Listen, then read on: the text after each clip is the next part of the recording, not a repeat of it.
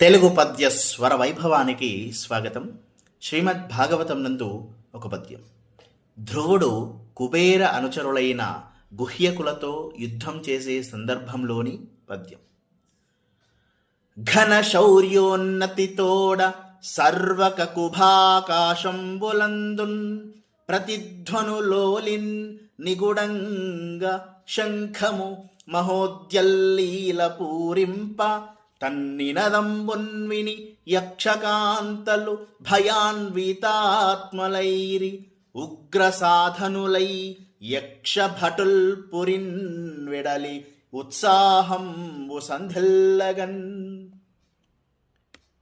ఈ పద్యంలో మహావీరుడైన ధ్రువుడు ప్రతిపాతిశయంతో సర్వదిశలు ఆకాశము మారుమ్రోగేటట్లుగా శంఖాన్ని పెద్దగా పూరించాడు. ఆ శంఖధ్వనిని విని యక్షకాంతలు భయపడి పారిపోయారు. యక్షవీరులు భయంకరాలైన ఆయుధాలను ధరించి ఉత్సాహంతో పురివెడలి ధ్రువుణ్ణి ఎదుర్కొన్నారు అని పద్యభావం. ధన్యవాదములు.